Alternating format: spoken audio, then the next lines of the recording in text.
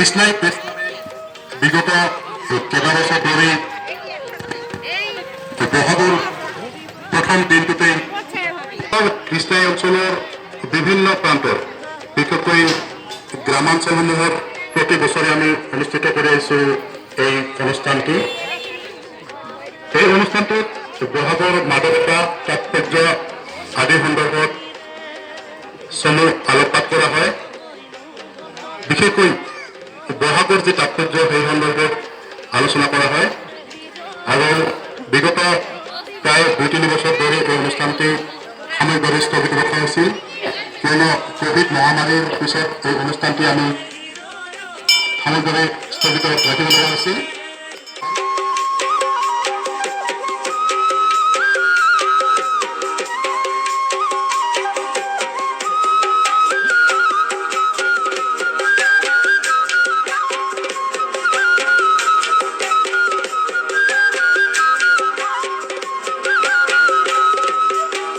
আমি আদৰণি জনাবলৈ আহিছোঁ আজিৰ এই অনুষ্ঠানটিৰ উদ্বোধক শ্ৰদ্ধা মাননীয় শ্ৰীযুত তৰুণ চন্দ্ৰ ৰাভা, প্ৰাক্তন অধ্যক্ষ ৰাভা আসাম সাহিত্য সাহিত্য পৰিষদ, তেখেতকো এখন ফুলাম গামোচাৰে আমি আদৰণি জনাম।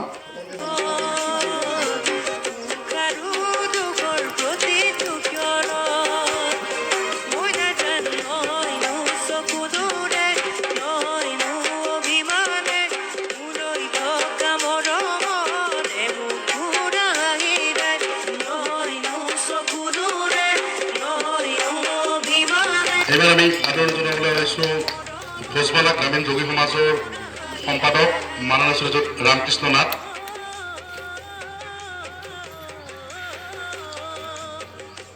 তেখেতক আমি এখন ফুলাম গামোচাৰে আদৰণি জনাইছোঁ।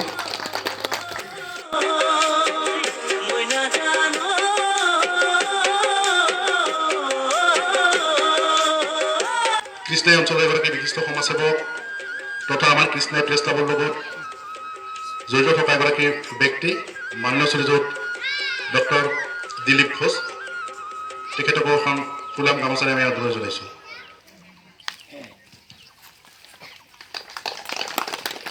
ধন্যবাদ।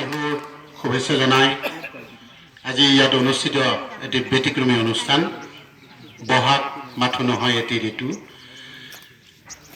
এই চামাকালী ভজমালা চামাকালী মন্দিৰ প্ৰাংগণত অনুষ্ঠিত এই অনুষ্ঠানৰ সঞ্চালক মোৰ বন্ধুবৰ শ্ৰী ৰবিউল হক ডাঙৰীয়া প্ৰমুখ্যে ইয়াত আজি অতিথি হিচাপে আমন্ত্ৰিত অতিথি হিচাপে ইয়াত আহি পোৱা সন্মানীয় ৰঞ্জিত শৰ্মা ডাঙৰীয়া। এই গীতটো লিখিছিলে নুৰুল হক ডাঙৰীয়া। নুৰুল হক ডাঙৰীয়াই লিখিছিল অসমৰ মানে প্ৰাকৃতিক বৰ্ণনাৰ ওপৰত। সেই গীতটো গাব মহম্মদ ৰফিয়ে।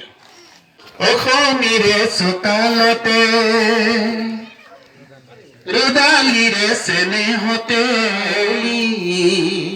মাতে মোকে হাত বাউলি নাৰু ফুলিলে নাহৰু ফুলিলে ফুলিলে পাহাৰী কপ ঐ গাভৰু বিহু নাচাও সমনীয়া ঐ বহাগে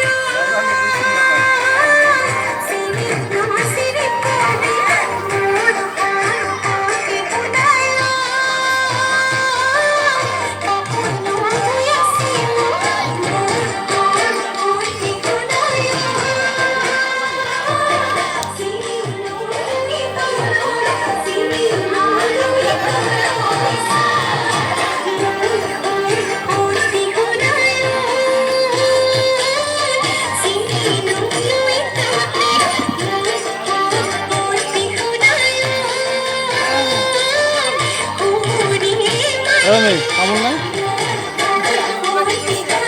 মামা তামোল নাই তামোল তামোল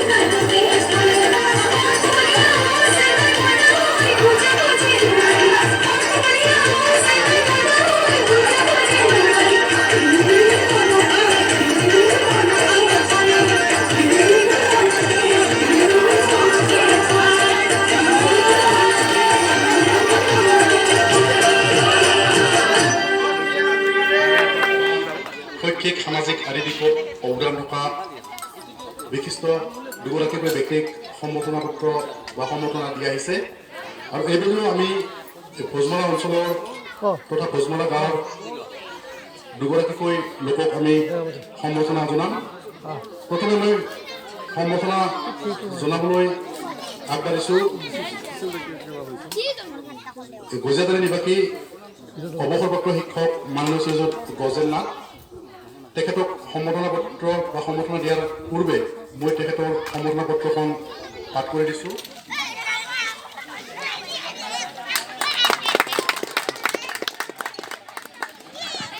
তেখেতক সম্বৰ্ধনা পত্ৰ অৰ্পণ কৰিছে কৃষ্ণা প্ৰেছ ক্লাবৰ সভাপতি প্ৰমুখ্যে সমাজকৰ্মী পৰিমল সাহা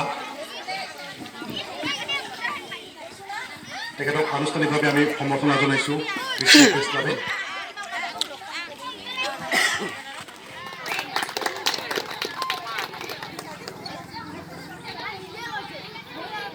তেখেতক সম্বৰ্ধনা পত্ৰখন আনুষ্ঠানিকভাৱে অৰ্পণ কৰিবলৈ ওলাইছোঁ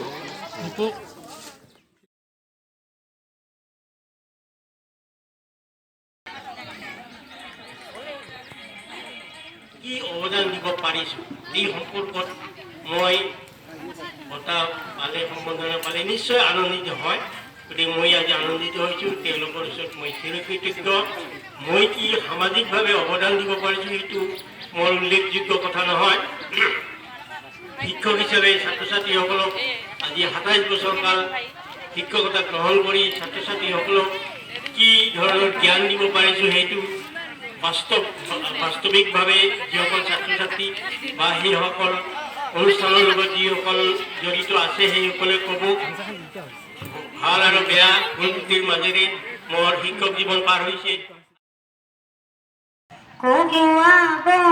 মোৰ শান্ত মন আলফুল হাতেৰে লোৱা হাবতি নীলা আকাশৰ একতি তৰা হঠাতে খহি হাবতে ধৰা খিতমিত এন্ধাৰৰ নিমাত ৰাতি মোৰ শান্ত মন আলফুল হাতেৰে লোৱা হাবতি এটি এটি ক্ষণ যেন মুকুতাৰে ধন এনে হেৰুৱালে নাহে উভতি